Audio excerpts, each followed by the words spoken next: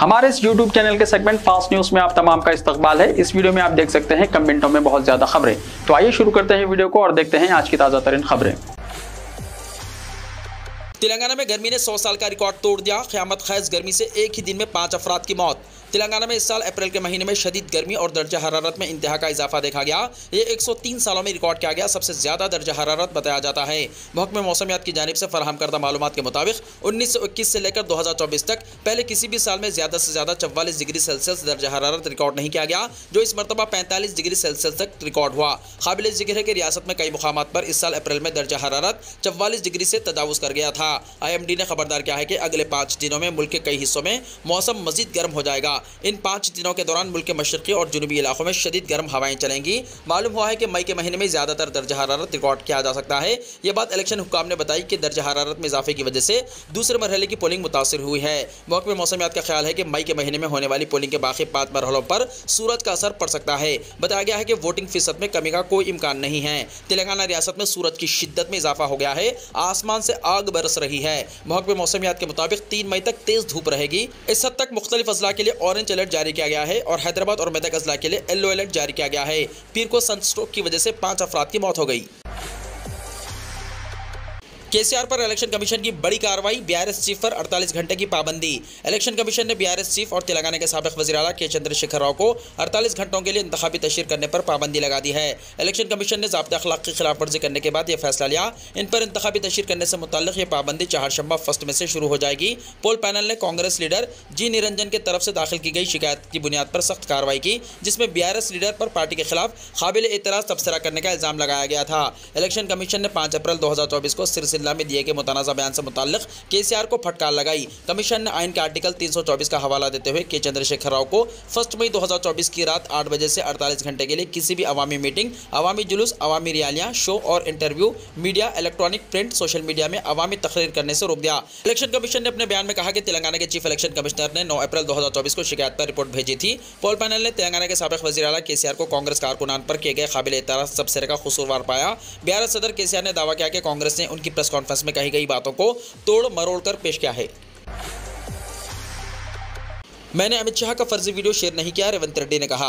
अमित शाह के फर्जी video case पर दिल्ली पुलिस के नोटिस का जवाब देते हुए सीएम रेवंत रेड्डी के वकील ने कहा कि वो INC तेलंगाना ट्विटर अकाउंट नहीं चलाते हैं। रेवंत रेड्डी के वकील ने अपना जवाब दाखिल करते हुए कहा कि वो सिर्फ 2 ट्विटर अकाउंट्स CMO तेलंगाना और उनका ज़ाती अकाउंट इस्तेमाल करते हैं। इस वजह से दिल्ली पुलिस ने जो सवाल उठाया है वो गैर मुताल्लिक़ है। इनका अकाउंट इस वीडियो को अपलोड करने या शेयर करने के लिए इस्तेमाल नहीं किया गया था। आपको बता दें कि इस मामले में रेवंत रेड्डी के अलावा दिल्ली पुलिस ने 16 दीगर लोगों को भी नोटिस भेजा था। ज़राए के मुताबिक अगर किसी शख्स को ज़ाब्ते फौजदारी के सेक्शन 160/91 के तहत नोटिस दिया जाता है तो वो शख्स या तो तफ्तीशी अफसर के सामने पेश हो सकता है या कानूनी नुमाइंदा भेज सकता है। काबिल जिक्र है कि अमित शाह की तकरीर का एक फर्जी वीडियो सोशल मीडिया पर वायरल हो रहा था, जिसमें वो मुबैना तौर पर यह कहते हुए सुनाई दे रहे हैं कि अगर भारतीय जनता पार्टी की हुकूमत बनती है तो हम SC, ST और OBC के रिजर्वेशन को खत्म कर देंगे। SSC एडवांस सप्लीमेंट्री एग्जाम्स का 3 जून से होगा आगाज। SSC एडवांस सप्लीमेंट्री एग्जाम्स 3 से 13 जून तक मुनक्किद होंगे। एग्जाम्स का वक्त सुबह 9:30 बजे से दोपहर 12:30 बजे तक रहेगा। उम्मीदवार मुताल्लिक़ा स्कूल्स के हेडमास्टर्स के पास 16 मई तक फीस जमा कर सकते हैं। 50 रुपये देरीना फीस के साथ एग्जाम्स के आगाज से 2 दिन पहले तक फीस जमा कराई जा सकती है। फी मजमून नशानात की दोबारा जाँच के लिए 500 रुपये फीस मुकर्रर की गई है। उम्मीदवार नशानात की दोबारा जाँच के लिए डायरेक्ट तौर पर दफ्तर डायरेक्टर गवर्नमेंट एग्जामिनेशन में दरख्वास्त दे सकते हैं। बीजेपी देश और दस्तूर के लिए खतरा बन गई, KCR ने कहा। BRS सरबराह साबिक़ चीफ मिनिस्टर KCR ने पेशकशी की है कि मरकज़ में हुकूमत तश्कील देने के लिए किसी भी जमात को वाज़ेह अक्सरियत हासिल नहीं होगी। मखलूत हुकूमत तश्कील देने में BRS कुलीदी रोल अदा करेगी। NDA को 200 सीटें भी हासिल नहीं होंगी। इंडिया इत्तेहाद का मुल्क में कहीं वजूद नजर नहीं आ रहा है। बस यात्रा के दौरान एक चैनल को इंटरव्यू देते हुए उन्होंने इन ख्यालात का इजहार किया। KCR ने कांग्रेस और BJP को तरक्की का निशाना बनाते हुए कहा कि दोनों के पास मुल्क को तरक्की देने, बेरोजगारी, गुर्बत का खात्मा करने, मईशत मुस्तहकम करने, समंदर में ज़ाया पानी का तहफ़्फ़ुज़ करने और इसका बखूबी इस्तेमाल करने, ज़राई शोबे को तरक्की देने, किसानों और गरीब आवाम की फलाह और बहबूद के लिए कोई प्लान नहीं है। BRS सरबराह ने कहा कि असम्बली इंतखाबात में कांग्रेस ने आवाम से बेशुमार वादे किए, इख्तिदार हासिल करने के बाद इन वादों को पूरा करने में नाकाम हो गई, जिसकी वजह से सिर्फ 4 महीने में हुकूमत के खिलाफ अवामी नाराजगी में इजाफा हो गया। रईतु बंधु के वादे से कांग्रेस ने इनहराफ किया। अभी तक रईतु बंधु के फंड्स जारी नहीं किए गए, जिससे किसानों में हुकूमत के खिलाफ नाराजगी है। KCR ने कहा कि BJP और कांग्रेस के खिलाफ BRS की जंग जारी रहेगी। कांग्रेस एक बदउनवान जमात है जिससे सारा मुल्क वाकिफ है। है। मुल्क में इलाकाई जमातों की सियासी ताकत में इजाफा होगा। बीआरएस तेलंगाना में 12 से ज्यादा लोकसभा हल्कों पर कामयाबी हासिल करेगी। इंडिया इत्तेहाद का वजूद कहीं दिखाई नहीं दे रहा है, जबकि एनडीए 200 सीटें भी हासिल नहीं कर पाएगी। मरकजी तहकीकाती एजेंसियां बीजेपी की कठपुतली बन चुकी है। मोदी हुकूमत में दौलतमंद अफराद बैरूनी ममालिक को मुंतकिल हो रहे हैं। सियासी मफाद परस्ती की खातिर शराब स्कैम में बीआरएस को घसीटा जा रहा है। उनकी बेटी कविता को गैर कानूनी गिरफ्तार किया गया, ताहम इन्हें अदलिया पर भरोसा है। दस्तूरी इक़्तिदार को पामाल किया जा रहा है। बीजेपी कायदीन दस्तूर को तब्दील करने की बातें कर रहे हैं। वोटर्स में हक़ रायदही के सिलसिले में बेदारी मुहिम। डिस्ट्रिक्ट इलेक्शन ऑफिसर रोनाल्ड दास की हिदायत पर हैदराबाद डिस्ट्रिक्ट के तमाम इलाकों में बड़े पैमाने पर राय दहिंदों में बेदारी की मुहिम अंजाम दी गई। ज़िले हैदराबाद के तमाम असम्बली हल्कों में मुख्तलिफ प्रोग्रामों के जरिए राय दहिंदों में ये बेदारी पैदा की गई। सेल्फ हेल्प ग्रुप्स के अरकान, खवातीन के मुख्तलिफ फेडरेशन और तंजीमों की जानिब से हैदराबाद के मुख्तलिफ मुकामात पर इजलास मुनक्किद किए गए, जिसमें वोटर्स पर जोर दिया गया कि वो जिसे चाहे वोट दें, लेकिन अपने हक़ से इस्तेफादा ज़रूर करें। घर घर जाकर राय दही की तारीख के स्टिकर्स लगाए गए और राय दहिंदों में बेदारी भी पैदा की गई। इलाहाबाद राय दही के सिलसिले में वोटर की तकसीम का काम भी जारी है। राय दहिंदों पर जोर दिया गया है कि वो वोटर लिस्ट में अपने नाम की जांच कर लें। किशन रेड्डी ने रायदही से पहले शिकस्त कबूल कर ली, पद्माराव गौड़ ने कहा। हल्का लोकसभा सिकंदराबाद के बीआरएस उम्मीदवार पद्माराव गौड़ ने कहा कि सिकंदराबाद में बीआरएस की लहर है। रायदही से पहले मरकजी वजीर और बीजेपी उम्मीदवार जी किशन रेड्डी शिकस्त कबूल कर चुके हैं। कांग्रेस उम्मीदवार डी नागेंद्र को खुद कांग्रेस कायदीन और कैडर का ताउन नहीं मिल रहा है। पद्माराव गौड़ ने अंबरपेट के मुख्तलिफ इलाकों न्यू पटेल नगर, नरेंद्र नगर, चन्ना रेड्डी नगर, C block, Raghunath Nagar colony में घर घर पहुंचकर आवाम से मुलाकात की और इन्हें वोट देने की अपील की। इंतखाबी मुहिम में मुकामी रुकन असम्बली कालेरू वेंकटेश, कॉर्पोरेटर विजय कुमार गौड़ और दीगर बीआरएस कायदीन मौजूद थे। पद्माराव गौड़ ने कहा कि सिकंदराबाद के अवाम ने बड़ी उम्मीदों से बीजेपी उम्मीदवार किशन रेड्डी को कामयाब बनाया था और वो मरकजी वजारत में शामिल हो गए। बावजूद इसके 5 साल में वो सिकंदराबाद को तरक्की देने में नाकाम हो गए। यहाँ तक कि 2 फ्लाईओवर्स तवील अरसे से पेंडिंग हैं। इसकी तकमील में भी किशन रेड्डी नाकाम रहे, जिस पर अवाम में उनके खिलाफ नाराजगी है। अवामी नब्ज पढ़ने के बाद किशन रेड्डी हल्के सिकंदराबाद से गायब हो गए, क्योंकि इन्हें अंदाजा हो गया कि वो हार रहे हैं, इसलिए दूसरे हल्कों में बीजेपी की इंतखाबी मुहिम चला रहे हैं। यह कहना गलत नहीं होगा कि वह रायदही से पहले शिकस्त को तस्लीम कर चुके हैं। दूसरी जानिब कांग्रेस उम्मीदवार डी नागेंद्र को खुद कांग्रेस कायदीन की तायद और हिमायत हासिल नहीं हो रही है।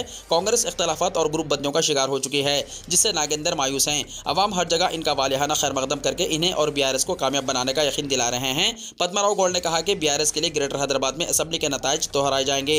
बीआरएस कायदीन और कैडर में काफी जोश व खरोश है। इन्हें यकीन है कि वो भारी अक्सरियत से कामयाब होंगे और सिकंदराबाद को मुल्क के मिसाली लोकसभा हल्के के तर्ज पर तरक्की देंगे। अवाम बीजेपी और कांग्रेस से नाराज हैं और दोनों को सबक सिखाने की तैयारी कर रहे हैं। शहर में आवारा कुत्तों से कमसिन बच्चे और शहरी परेशान हाल। शहर में आवारा कुत्तों की बहुतायत ने बच्चों की सलामती पर फिर एक बार सवाल खड़ा कर दिया है। अब जबकि गर्माई तातीलात का सीजन है और बच्चे खेलकूद को अहमियत देते हैं, ऐसी सूरत में बच्चों की सलामती एक अहम मसला बन गया है। चूंकि मलकपेट के वाक़े ने शहरियों को एक गहरी सोच और फिक्र में मुब्तला कर दिया है। ताखिर से मंजर आम पर आए इस अफसोसनाक वाक़े में माँ की चौकसी ने बच्चे को बचा लिया, लेकिन आवारा कुत्तों के हमले ने सारे शहरियों को सोचने पर मजबूर कर दिया। चूंकि आए दिन ऐसे वाक़यात पेश आते हैं और अरबाब मजाज की लापरवाही के बाद मसले से अनजान हो जाते हैं। मलकपेट के इलाके लक्ष्मी नगर में आवारा कुत्तों ने एक 4 साला लड़के पर हमला कर दिया। मकान से घसीटते हुए ले जाकर लड़के पर टूट पड़े। बच्चे की चीखों पुकार और इस खौफनाक मंजर को देखकर इसकी मां फौरी चौकस हो गई और लाठी से इन आवारा कुत्तों पर वार करते हुए अपने लख्ते जिगर को बचा लिया। लेकिन इस वक्त तक आवारा कुत्तों ने बच्चे को शदीद जख्मी कर दिया था। इस 4 साला लड़के उज्जवल कुमार को इसके वालिदैन ने हॉस्पिटल मुंतकिल किया और बच्चे को 10 टाके दिए गए, जिसकी हालत खतरे से बाहर है, लेकिन बच्चा शदीद जख्मी हो गया। उज्जवल कुमार के वालिदैन एलिक्या और साई कुमार का ताल्लुक जिले अनंतपुर के कुदरी से बताया जाता है, जो जिंदगी के गुजर बसर के लिए हैदराबाद आए थे। उज्जवल को फीवर हॉस्पिटल से रुजू किया गया। इस वाक़े पर शहरियों ने गहरी तशवीश और खौफ का इजहार किया है और अरबाब मजाज से आवारा कुत्तों के मसले पर लापरवाही का इल्जाम लगाया है और बच्चों की सलामती पर फिक्र जाहिर की है। मजहब की बुनियाद पर मुसलमानों को रिजर्वेशन की इजाज़त नहीं दी जाएगी, मोदी ने कहा। वज़ीर आज़म नरेंद्र मोदी ने कांग्रेस को शदीद तनक़ीद का निशाना बनाते हुए कहा कि SC, ST और OBC के तहफ़्फ़ुज़ात मजहब की बुनियाद पर मुसलमानों को देने की इजाज़त नहीं दी जाएगी। मोदी ने कहा कि साल 2004 से 2009 में तेलंगाना में कांग्रेस ने मुसलमानों को तहफ़्फ़ुज़ात की फराहमी के अहकाम रातों रात जारी किए। ज़हीराबाद में इंतखाबी रैली से खिताब करते हुए मोदी ने कहा कि जब तक वो जिंदा हैं मजहब की बुनियाद पर तहफ़्फ़ुज़ात की इजाज़त नहीं देंगे। कांग्रेस के न्याय पत्र में मजहब की बुनियाद पर रिजर्वेशन का कोई जिक्र नहीं, जयराम रमेश ने कहा। भारतीय जनता पार्टी यानी बीजेपी के इल्जामात का जवाब देते हुए कांग्रेस जनरल सेक्रेटरी यानी मवासिलात जयराम रमेश ने कहा कि बीजेपी अक्सर ये इल्जाम लगाती रहती है कि कांग्रेस मजहब की बुनियाद पर रिजर्वेशन देना चाहती है, लेकिन ये कांग्रेस के इंतखाबी मंशूर यानी न्याय पत्र में नहीं है। जयराम रमेश चारशंबे को कांग्रेस हेडक्वार्टर में सहाफ़ियों से खिताब कर रहे थे। कर्नाटक और आंध्र प्रदेश में मुसलमानों को दिए गए रिजर्वेशन के बारे में वजाहत करते हुए जयराम रमेश ने कहा कि हमने इसे मजहब या मजहब की बुनियाद पर नहीं दिया था। दरअसल 1994 में कर्नाटक में समाजी और मुआशी पसमानदगी की बुनियाद पर एक रिपोर्ट मौसूल हुई थी। इसी बुनियाद पर मुस्लिम तबके के पसमानदा तबके को 4% रिजर्वेशन दिया गया। रमेश ने जोर देकर कहा कि आइन के मुताबिक रिजर्वेशन सिर्फ समाजी और तालीमी तौर पर कमजोर तबकात को दिया जा सकता है और मजहब की बुनियाद पर नहीं दिया जा सकता। जयराम रमेश ने कहा कि इसमें कुछ गलत नहीं है कि कांग्रेस 50% के हद को हटाकर SC, ST और OBC को रिजर्वेशन देना चाहती है। अगर ये बीजेपी को कबूल नहीं है तो इसे वाजे करना चाहिए। गैस सिलेंडर से लेकर बैंक FD तक आज से बदल गए हैं ये उसूल। जानिए आम आदमी पर क्या पड़ेगा असर। 1 मई से पैसों से मुताल्लिक बहुत से कवानीन बदल गए हैं। इसमें ज़्यादातर बैंकों के क्रेडिट और डेबिट कार्ड से मुताल्लिक चार्जेस बदल दिए जाएंगे। यही नहीं, LPG की कीमत में भी तब्दीली की गई है। इस महीने ही पैन को आधार कार्ड से जोड़ने के लिए एक नई आखिरी तारीख आ गई है। आइए जानते हैं कि इस महीने के आगाज़ से आम आदमी के लिए क्या तब्दीली आई है। LPG की कीमत में तब्दीली। LPG सिलेंडर की कीमत भी हर महीने की पहली तारीख को तब्दील की जाती है। इसमें कमर्शियल और घरेलू सिलेंडर शामिल है। यही नहीं, LPG के साथ CNG और PNG की कीमतों में तब्दीली की गई है। अब 1 मई से कमर्शियल गैस सिलेंडर 19 रुपए सस्ता हो गया है। HDFC की खुसूसी FD। इसके अलावा HDFC की खुसूसी FD स्कीम में सरमायाकारी की आखिरी तारीख 10 मई 2024 तक दी गई है। काबिल जिक्र बात यह है कि ये स्कीम मुल्क के बुजुर्ग शहरियों के लिए साल 2020 में शुरू की गई थी। इस स्कीम के तहत बुजुर्ग शहरियों को खुसूसी FD पर 7.75% की शरह से सूद मिल रहा है। आधार कार्ड को पैन कार्ड से जोड़ना। नया निज़ाम 1 मई यानी आज से नाफिज हो रहा है। ऐसे में जिन लोगों ने अभी तक पैन को आधार कार्ड से लिंक नहीं किया है, इन्हें एक और मौका मिलेगा। महकमा इनकम टैक्स ने 31 मई तक की आखिरी तारीख दी है। तब तक आप आधार कार्ड को पैन कार्ड से लिंक करवा सकते हैं। सेविंग अकाउंट चार्जेस में तब्दीली। आपको बताते चले कि ICICI बैंक ने सेविंग अकाउंट के चार्जेस में तब्दीली की है। ये बैंक 1 मई से demand draft, chequebook, debit card, IMPS जैसे लेन देन के लिए अलग से चार्ज करेगा। बिजली के बिल, गैस के बिल जैसे बिलों की अदायगी के लिए बैंक क्रेडिट कार्ड होल्डर से इजाफी फीस वसूल करेंगे। IDFC फर्स्ट बैंक का नया उसूल। IDFC फर्स्ट बैंक ने एक नया उसूल नाफिज किया है, जिसके तहत अगर यूटिलिटी बिल की अदायगी 20,000 रुपए से ज्यादा है तो GST के साथ 1% इजाफी चार्ज भी ऐड किया जाएगा। बराह करम नोट करें कि LIC का classic credit card, LIC select credit card और फर्स्ट प्राइवेट क्रेडिट कार्ड को इस चार्ज से बाहर रखा गया है। वैक्सीन कोविशील्ड ब्लड क्लॉट का सबब बन सकती है, कंपनी का इतराफ। स्वीडिश दवासाज कंपनी एस्ट्राजेनेका ने पहली मरतबा इतराफ किया है कि इसकी कोविड वैक्सीन ब्लड क्लॉट यानी खून जमने की एक नायाब किस्म का सबब बन सकती है। कंपनी के मुताबिक ब्लड क्लॉट की एक किस्म जानलेवा भी साबित हो सकती है। एस्ट्राजेनेका की कोविड वैक्सीन कोविशील्ड 150 से ज़ायद ममालिक में वसी पैमाने पर इस्तेमाल की गई है। बरतानिया में दायर किए गए एक मुकदमे में दावा किया गया है कि एस्ट्राजेनेका की कोविड वैक्सीन मौत और शदीद जख्मों का बाइस बनी है। कंपनी पर इल्जाम है कि इसने ऑक्सफोर्ड यूनिवर्सिटी की मदद से जो वैक्सीन तैयार की है, इसके बहुत से मुज़िर असरात हैं। मुकदमे में तकरीबन 50 मुतासरीन के लिए 100 मिलियन पाउंड तक हर जाने का मुतालबा किया गया है। एस्ट्राजेनेका ने पहली बार अदालत में इतराफ़ किया है कि इसकी कोविड वैक्सीन बहुत कम सूरतों में TTS नामी बीमारी का सबब बनती है, जिसमें खून का जमना और प्लेटलेट्स की कमी शामिल है। मार्च 2021 में एस्ट्राजेनेका के इस्तेमाल के नतीजे में खून जमने के वाक़यात के बाद डेनमार्क, नॉर्वे, आइसलैंड और इटली ने वैक्सीन का इस्तेमाल आर्जी तौर पर रोक दिया था। ताहम बरतानवी हुकूमत ने एस्ट्राजेनेका वैक्सीन का दिफा करते हुए इसे महफूज और मौसर करार दिया था, जबकि यूरोपीय मेडिसिन एजेंसी ने कहा था कि एस्ट्राजेनेका वैक्सीन के फ़ायदे इसके मुमकिन नुकसान से ज़्यादा हैं। कोरोना वैक्सीन कोविशील्ड के मनफी असरात का मामला सुप्रीम कोर्ट पहुंचा। तहकीकाती पैनल तश्कील देने की दरख्वास्त। कोविशील्ड वैक्सीन के हिफाजती पहलुओं पर तनाज़ा सुप्रीम कोर्ट तक पहुंच गया है। चाहरशंबा 1 मई को अदालत में खतरे के अवामिल का मुताला करने के लिए माहिर तिब्बी पैनल तश्कील देने की दरख्वास्त की गई है। इसके अलावा सेहत आम्मा के तहफ़्फ़ुज़ के लिए हिदायतें जारी करने का भी मुतालबा किया गया है। अंग्रेजी अखबार द हिंदू की रिपोर्ट के मुताबिक वकील विशाल तिवारी की जानिब से दायर दरख्वास्त में कहा गया है कि हिंदुस्तान में कोविशील्ड की 175 करोड़ से ज़्यादा खुराकें दी गई हैं। कोरोना के बाद हार्ट अटैक और अचानक बेहोश होने से होने वाली अमवात में इजाफा हुआ है। नौजवानों में भी दिल का दौरा पड़ने के मामलात सामने आए हैं। अब कोविशील्ड के तख्लीक़कारों ने बरतानिया की अदालत में दायर किए गए दस्तावेज़ के बाद हम कोविशील्ड वैक्सीन के खतरात और नतायज के बारे में सोचने पर मजबूर हैं, जो कि शहरियों की एक बड़ी तादाद को दी गई है। दरख्वास्त में कहा गया है कि वैक्सीन डेवलपर एस्ट्राजेनेका ने कहा कि कोरोना के खिलाफ इसकी AZD1222 वैक्सीन प्लेटलेट्स की कम तादाद और गैर मामूली मामलात में खून के तिक्के बनने का सबब बन सकती है। यह वैक्सीन हिंदुस्तान में लाइसेंस के तहत कोविशील्ड नाम से तैयार की गई थी। अदालत में दायर दरख्वास्त में कहा गया है कि सुप्रीम कोर्ट के रिटायर्ड जज की सरबराही में कमेटी बनाई जाए और कोविशील्ड के मुज़िर असरात की तहकीकात की जाएँ। दरख्वास्त में यह भी कहा गया है कि AIIMS institute of medical sciences Delhi के डायरेक्टर्स और माहिरीन को कमेटी में मेंबर के तौर पर शामिल किया जाए। एडवोकेट तिवारी ने मरकज से उन शहरियों या खानदानों के लिए वैक्सीन को पहुंचने वाले नुकसान की अदायगी का निज़ाम कायम करने की हिदायत मांगी, जो वैक्सीन लेने के बाद सेहत को कमज़ोर करने वाले झटके या मौत का शिकार हुए हैं। अजमेर में एक बार फिर वोटिंग होगी, दोबारा पोलिंग 2 मई को होगी। राजस्थान में लोकसभा इंतखाबात 2024 के लिए तमाम सीटों पर वोटिंग 26 अप्रैल को ही खत्म हो गई। काबिल जिक्र बात यह है कि यहाँ एक सीट ऐसी है जहाँ 2 मई को दोबारा वोटिंग होगी। ये अजमेर लोकसभा सीट है जहाँ इलेक्शन कमीशन ने एक बार फिर वोटिंग कराने का फैसला किया है।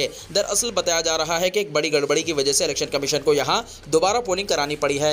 काबिल जिक्र बात यह है कि अजमेर लोकसभा हल्के के नांदेसी गांव के एक पोलिंग बूथ से पोलिंग स्टेशन 195 का रजिस्टर गायब हो गया है। Chief electoral officer Praveen Gupta ने बताया कि वोटिंग के दूसरे मरहले के बाद जब कारकुन ईवीएम जमा करने जा रहे थे तो इस बूथ से मुताल्लिक कागजात और अशिया गुम हो गई। यही वजह है कि यहाँ दोबारा इंतखाबात होंगे। प्रवीण गुप्ता ने बताया कि इलेक्शन कमीशन की हिदायत के मुताबिक यहाँ दोबारा पोलिंग की तैयारियां की गई हैं। इस बूथ पर वोटरों की कुल तादाद 753 है। अब यहाँ 2 मई को सुबह 7 बजे से शाम 5 बजे तक वोट डाले जाएंगे। पोलिंग बूथ सिर्फ government higher secondary school Nandri के कमरा नंबर 1 में होगा। महाराष्ट्र में मुस्लिम उम्मीदवारों को टिकट न दिए जाने से मुसलमान इंडिया इत्तेहाद से नाराज। सेकुलरिज्म की दावेदार कांग्रेस, राष्ट्रवादी शरद पवार और शिवसेना उद्धव ठाकरे समेत किसी भी बड़ी सेकुलर सियासी पार्टी ने महाराष्ट्र में मुस्लिम उम्मीदवारों को टिकट नहीं दिया है, जिससे मुस्लिम तबका नाराज है। और इस जिमन में मुस्लिम वोटर्स काउंसिल ऑफ इंडिया के चीफ कन्वीनर खान अब्दुल बारी खान ने बताया है कि चंद दिनों के अंदर मुस्लिम वोटर्स काउंसिल ऑफ इंडिया नुमाइंदा मुस्लिम तंजीमों की एक मीटिंग तलब करके इस सिलसिले में लाहेअमल तरतीब देगी। उन्होंने बताया कि महाराष्ट्र में सेकुलरिज्म की दुहाई देकर मुसलमानों के वोटों की तलबगार किसी भी बड़ी सियासी पार्टी ने लोकसभा 2024 के इंतखाबात में एक भी मुस्लिम उम्मीदवार को टिकट ना देकर यह साबित कर दिया है कि इन्हें सिर्फ मुसलमानों का वोट चाहिए, उम्मीदवार नहीं। जबकि दूसरी तरफ वंचित बहुजन अखाड़ी महाराष्ट्र की वाहिद सेकुलर सियासी पार्टी है जिसने सबसे ज्यादा 6 मुस्लिम उम्मीदवारों को लोकसभा इंतखाबात में टिकट दिया है। दिल्ली के 100 स्कूल्स में बम रखने की इत्तला से सनसनी। आज उस वक्त सनसनी फैल गई जब दिल्ली और नोएडा के 100 से ज्यादा स्कूल्स को धमकियामेज ईमेल मौसूल हुए जिसमें धमकी दी गई थी कि इन तालीमी इदारों में बम रखे गए हैं। इत्तला मिलने के बाद दिल्ली पुलिस समेत मुख्तलिफ एजेंसीज ने चौकसी इख्तियार करते हुए तलाशी मुहिम अंजाम दी।